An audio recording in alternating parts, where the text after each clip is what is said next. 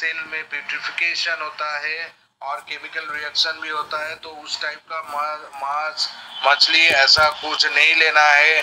वो भले ही स्पाइसी तरीके से बनाया हुआ है तो क्या है इसमें क्या है ये भी प्रॉब्लम कर सकता है ट्रीटमेंट में। हाँ, रॉ ऑनियन भी नहीं लेना है। हाँ ठीक है, तो इस तरीके का चीज अवॉइड करना है विच इज अंडर फूड से।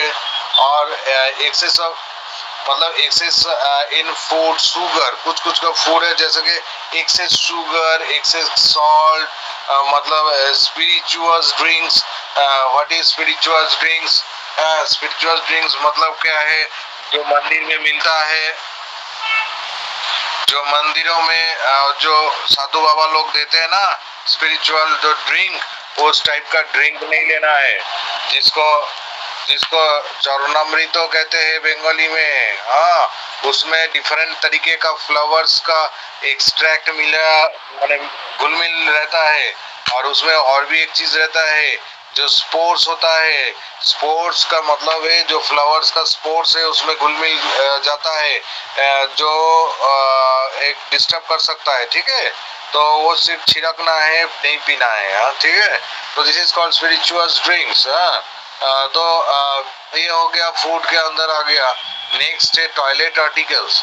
टॉयलेट टॉयलेट आर्टिकल्स जो है, टॉयलेट आर्टिकल्स मतलब क्या है? टॉयलेट आर्टिकल्स मतलब कुछ कुछ टॉयलेट आर्टिकल्स ऐसा होता है जो नहाने के वक्त इस्तेमाल होता है, जैसे कि परफ्यूम्ड सोप, परफ्यूम्ड ऐसा कुछ, ऐसा सोप या डिटर्जेंट ऐसा कुछ होता है, बॉडी वॉश होता है, या कोई अलग सी परफ्यूम जैसा होता है। उसमें कुछ स्ट्रॉन्ग स्मेलिंग वाला चीज रहता है जो हमारा ऑल्फैक्टरी जो नर्व है नोज में, वहां से घुस के हमारा शरीर के अंदर नर्वस सिस्टम में जाके क्या है, उस जो मेडिसिनल एक्शन जो है उसको एक्सटिंग्विश कर सकता है, उसको क्या है एंटीडोट भी कर सकता है।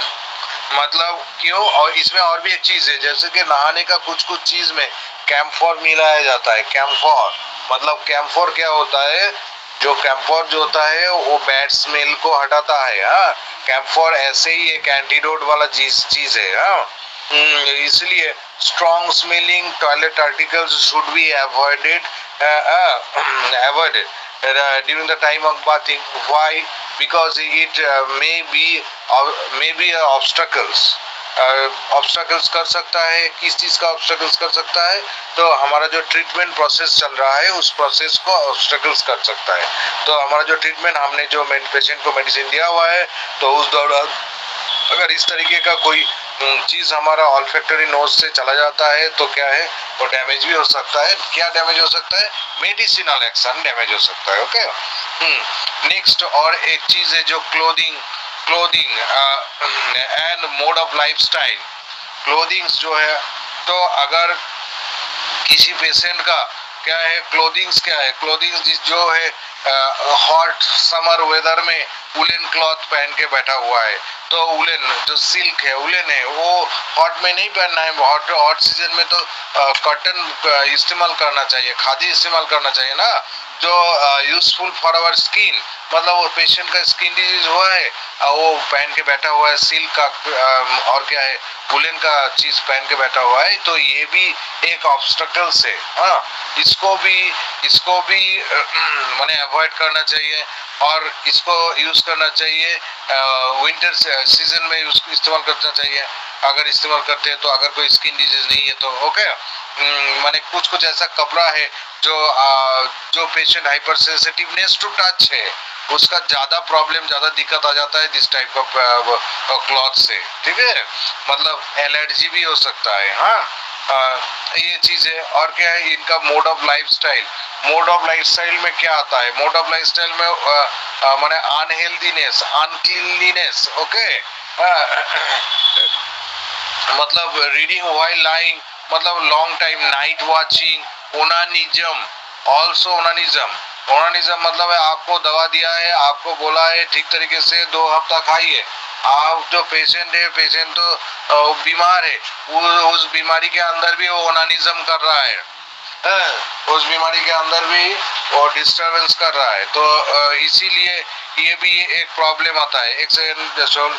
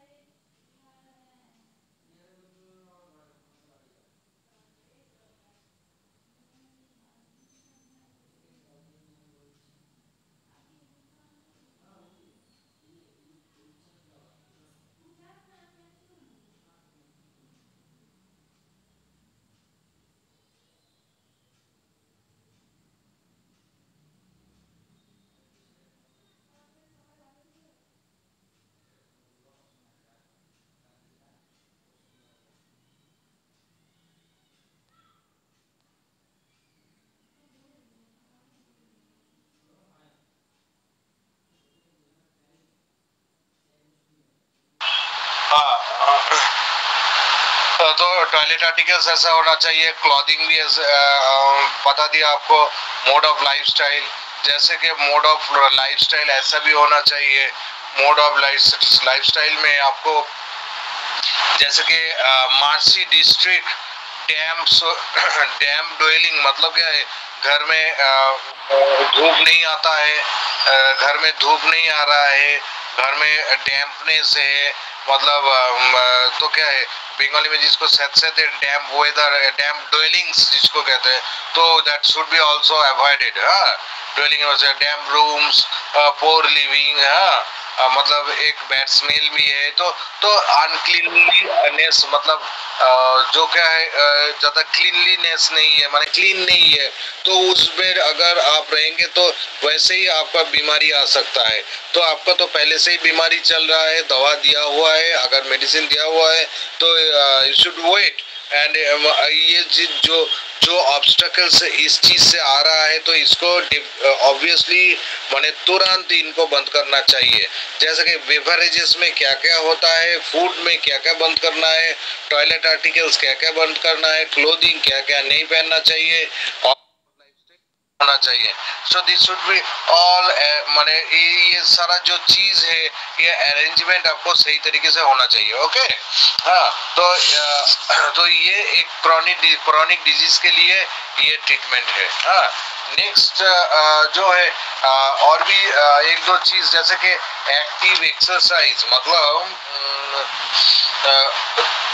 एक सेकेंड, इंटेलेक्चुअल मतलब क्या है, मतलब एक्टिव एक्सरसाइज तो ड्यूरिंग मतलब सिकनेस, जब वो बीमारी है उस टाइम में कोई ज्यादा वायलेंट या एक्टिव क्या है मतलब एक्सरसाइज नहीं करना चाहिए, बॉडी हीट प्रोडक्शन नहीं करना चाहिए। हाँ, तो क्या है ज्यादा एक्सरसाइज नहीं करना चाहिए, रेस्ट में रहना चाहिए। डेली जो वॉक है, जो लेबर है, तो उसको थोड़ा कम करना होगा और माइंड को भी थोड़ा शांत करके रखना होता है। ठीक है, हाँ। और ये क्या है जो तभी मतलब सुइटेबल न्यूट्रिशियस फूड्स लेना है, मतलब इस टाइम में आपका जो खाना होता है वो न्यूट्रिशियस होना चाहिए एंड अनमेडिसिनल फूड होना चाहिए। माने माने जिस फूड से या जिस हर्ब से मेडिसिन नहीं बनता है, जो ज़्यादा एक्सकोरिएटिंग टाइप का नहीं है, उसको थोड़ा अवॉइड करना है। क्यों अवॉइड करना है? That may be the treatment, मतलब ट्रीटमेंट जो प्रोसीड्यूर है उसमें ऑब्स्टकल्स बन सकता है। तो दिस इज ऑब्स्टकल्स और diet and regimen in case of chronic disease, sorry, and diet and regimen acute disease के लिए थोड़ा अलग है। हाँ, तो ये तो क्रॉनिक डिजीज के लिए है जो तो ज्यादा वाइटल है, इसलिए पहले बताया। तो एक्यूट डिजीज के लिए क्या बताया, फूड एंड ड्रिंक्स से जो हैनीमैन ने बताया, जो ऑब्स्टकल्स क्या होता है थोड़ा बहुत आप इस्तेमाल कर सकते हैं।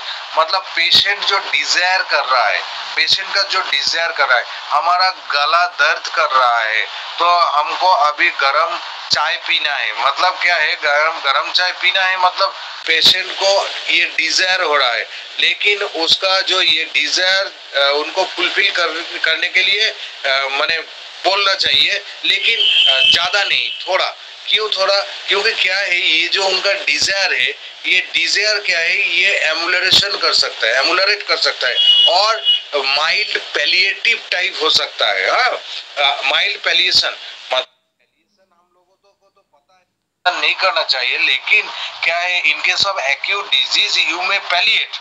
हाँ, इन सब केसेस क्यों पैलिएट, क्यों पैलिएट हम लोग क्यों करेंगे, पैलिएशन क्यों करेंगे? क्योंकि हम लोगों को पता है ये जो एक्यूट डिजीज है 7 दिन 10 दिन के लिए है, ज्यादा दिन के लिए नहीं है, ये पुराना कोई सिम्टम बाहर नहीं निकालेगा। ठीक है, ये एक्यूट डिजीज है। क्यों एक्यूट डिजीज है? Acute disease is due to some exciting cause, वो जो एक्साइटिंग कॉज के वजह से इसका जो एक्यूट डिजीज हुआ है, मतलब ज्यादा ठंडा पानी पीने के वजह से उनका बुखार आ गया, तो ठंडा पानी मत पीने दीजिए ना, तो ठंडा पानी उसको स्टॉप करना पड़ेगा, क्योंकि क्या वो है इनका कॉजेशन। तो कॉजेशन मतलब उनसे इसका एग्रावेशन हो सकता है, तो that should be stop. And on क्या है, तो उनको क्या है थोड़ा गर्म पानी देना चाहिए, थोड़ा गर्म जैसे कुछ दूध देना चाहिए। तो इसमें क्या होता है, इसमें इनका क्या है, माइल्ड पार्शियल पैलिएशन भी हो सकता है और एमुलरेट भी कर सकता है। ठीक है, थोड़ा पेशेंट थोड़ा रिलैक्स फील करता है, तो इसको मना नहीं करना चाहिए, लेकिन एक सम एक्सटेंट तक देना है। मतलब क्या है, 1 घंटा बाद पीता रहता है, पी रहा है, तो ऐसा नहीं है, तो उसमें क्या है प्रॉब्लम ज्यादा बढ़ सकता है, एग्रावेट भी हो सकता है, उल्टा भी हो सकता है। ठीक है, तो इन acute disease the patient desire those things that give palliative relief, they are however not strictly speaking. तो मतलब क्या है, तो इनको थोड़ा बंद नहीं करना है, थोड़ा बोलना है इसको लेने के लिए। तो इनका क्या है, इनका ये जो थोड़ा लिमिटेशन में भी रखना चाहिए। और इस इधर क्या है, थोड़ा लोड शेडिंग हो गया, 1 सेकेंड, अरे लोड शेडिंग भी होता। तो टेम्परेचर एंड क्लोथिंग क्या है, must be arrange entirely according to the desire of the patient। मतलब ये जो टेम्परेचर है, मतलब atmospheric temperature, room temperature, clothing का temperature, that must be arranged according to the desire of the patient. ये जो पेशेंट है, पेशेंट का जो डिजायर के हिसाब से करना चाहिए।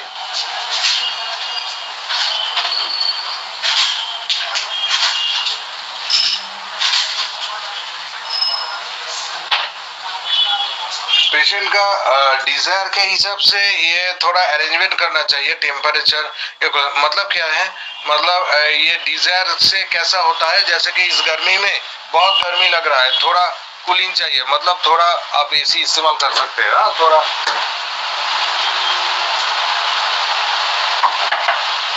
थोड़ा फैन का हवा इस्तेमाल कर सकते हैं। जब फीवर होता है तो क्या है, कभी कुछ आदमी क्या करता है, सीवियर टेम्परेचर, बॉडी टेम्परेचर है उनके शरीर में, और भी चादर ओढ़ देता है, और भी चादर उनके वो शरीर में देता है, उनका प्रॉब्लम हो रहा है फिर भी दे रहा है। मतलब ऐसा मत कीजिए, तो क्या है वो एग्रावेशन कर जाएगा, उनका जो तकलीफ थोड़ा एग्रावेट कर जाएगा। तो ये जो टेम्परेचर है उनका थोड़ा रिलैक्स करना पड़ेगा, उनका सिर को पानी से धोना पड़ता है, तो नहाना भी पड़ सकता है। तो ये थोड़ा टेम्परेचर एंड क्लोथिंग के बारे में ये थोड़ा ध्यान में रखिए। क्लोथिंग भी ऐसा कुछ हल्का फुल्का इस्तेमाल करना चाहिए इस एक्यूट में। और मेंटल में, माइंड में, मतलब free for all over exertion mind and exciting emotion. मतलब इस टाइम में क्या है, ज्यादा गुस्सा होना, ज्यादा दुख में रहना, तो इसमें ये सारा चीज इनका जो प्रॉब्लम बढ़ा सकता है। मतलब हम लोग तो दवा दे रहे हैं, तो दवा किस लिए दे रहे हैं, इसका जो बीमारी है कम करने के लिए। फिर उसके अंदर वैसे कोई आदमी मर गया है, कोई उनका बहुत दूर का रिश्तेदार मर गया, उनको मत बोलिए, उनका जो प्रॉब्लम है वो एग्रावेट कर सकता है, वो उसका जो बीमारी थोड़ा जब ठीक हो जाएगा तब बताइए। ठीक है, और इनका क्या है, इनका ज्यादा गुस्सा भी मत दिलाइए, क्योंकि क्या है ज्यादा गुस्सा हो जाएगा तो भी बढ़ जाएगा इनका प्रॉब्लम। मतलब ये एक्यूट है ना, ऐसे ही बड़ा हुआ है तो और भी ज्यादा बढ़ जाएगा। तो दिस टाइप ऑफ आपका अरेंजमेंट्स करना है। ठीक है, जैसे कि एक एग्जांपल बता रहा हूँ, जेलसेमियम के टाइम में, जेलसेमियम में आप देख सकते हैं due to extreme of heat, extreme of cold, suddenly change of weather and dampness of the weather में क्या होता है, इनका कॉजेशन है। तो कॉजेशन की वजह से क्या है, इस टाइप में क्या होता है, तो it is a short acting remedy but useful also. तो इनके डिफरेंट टाइप का फीवर होता है, रेमिटेंट, इंटरमिटेंट, ये डिफरेंट टाइप का होता है। तो इस टाइम में इस पेशेंट को अगर आप चाय या कॉफी ऐसा कुछ ऑफर करते हैं, खाने से क्या होता है, इनका कोल्ड, इनका जो तकलीफ थोड़ा कम होता है। अब देखिएगा क्यों कम होता है, क्योंकि क्या है इसमें एमुलरेशन है, थोड़ा देख लीजिएगा, इसमें एमुलरेशन भी होता है। ठीक है, चाय कॉफी या टी में थोड़ा इसका कम होता है, तो इस टाइम में देने से। लेकिन हम लोग तो पढ़ा है कि बेवरेजेस में इस्तेमाल नहीं करा है, लेकिन ये एक्यूट में इस्तेमाल कर सकते हैं, but not for the purpose of treatment of chronic disease में नहीं। तो इसलिए क्रॉनिक डिजीज पहले बताया, एक्यूट डिजीज बाद में। ठीक है, तो क्रॉनिक के लिए ज्यादा इम्पोर्टेंट है, क्योंकि क्रॉनिक डिजीज बहुत दिन से होता है, तो जल्दी ठीक नहीं होता है। पॉलिटिक्स का ट्रीटमेंट चल रहा है तो पेशेंट कभी कभी तो वेस्ट बंगाल में बोलता है डॉक्टर साहब फुचका खा सकता हूँ, तो this is not good. Okay, हाँ, तो ये तो ज़्यादा मतलब हर उसमें तो क्या है, थोड़ा पत्ता है ऐसा कुछ स्पाइसी मटेरियल इस्तेमाल करते हैं, तो उसमें क्या है, तो मेडिसिनल जो एक्शन है वो डैमेज भी कर सकता है। ठीक है, तो बेवरेजेस में कॉफ़ी, हर्बल टी, तो ऐसे कुछ लिक्वर्स जैसे मतलब अल्कोहल, बियर्स और परफ्यूम्ड जूसेस नहीं लेना चाहिए। और ये जो फूड में है, फूड में हर्बल्स जूसेस जो सूप टाइप का होता है वो भी इस्तेमाल नहीं करना चाहिए। और रोटेन मीट मतलब जो मांस, मच्छी और जो अंडा होता है वो ज़्यादा फ्रेश कैटेगरी का होने से अच्छा होगा। ठीक है, तो अगर ज़्यादा वो डिकम्पोज हो, बहुत दिन 2-3 दिन से 1 हफ्ता पहले से फ्रिज में है, तो वो उसमें क्या होता है, थोड़ा केमिकल निकलने लगता है, मतलब प्यूरिफिकेशन हो सकता है। तो हम लोग तो प्यूरिफिकेशन क्या है, तो उनको मसाला दे के प्यूरिफिकेशन को ख़त्म कर देते हैं, मतलब डीप फ्राई करके। लेकिन क्या है, वो रहता है, वो जो केमिकल और जो एल्कालॉइड्स होता है वो उसके अंदर रहता है, वो डैमेज करता रहता है। ठीक है, डैमेज मतलब ऑब्स्टेकल्स करता रहता है। तो मेडिसिनल जो एक्शन है वो डैमेज होता है, डिस्टर्बेंस होता है उनका।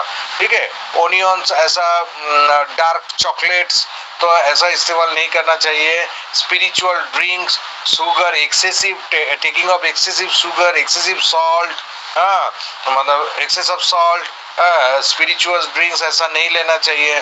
टॉयलेट आर्टिकल सिंपल होना चाहिए। और क्लोथिंग्स में भी जो है कंफर्टेबल क्लोथिंग्स होना चाहिए, लूज गारमेंट्स होना चाहिए। तो गर्मी में कॉटन का इस्तेमाल करना चाहिए, और विंटर में वुलन का।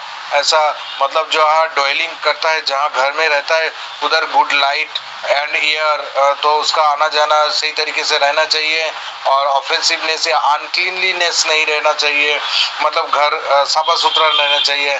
और इस जो ट्रीटमेंट के टाइम में मतलब मोड ऑफ लाइफस्टाइल में मतलब ओनानिज्म और क्या है, ज़्यादा माने गुस्सा हो जाना, ओनानिस्ट हो जाना, और ज़्यादा उल्टा पुल्टा थिंकिंग करना, रात जगते हुए मोबाइल को इस्तेमाल करना या मूवी देखना, और तबीयत खराब है फिर भी मोबाइल देख रहे हैं। ठीक है, ये मत कीजिए, ठीक तरीके से सो जाइए, शरीर को रेस्ट दीजिए, आराम दीजिए, जल्दी ठीक हो जाएंगे। ठीक है, तो ज़्यादा एंगर, वेक्सेशन, ग्रीफ, बैड न्यूज़ ऐसा नहीं सुनना है, नहीं, इसका इफेक्ट शरीर में नहीं लेना है। ठीक है, जैसे कि एंगर एंड वेक्सेशन अगर हो सकता है तो दूसरा प्रॉब्लम भी आ सकता है। ड्यू टू सप्रेस एंगर, बहुत सारा ड्रग है, तो सप्रेशन ऑफ एंगर हो सकता है।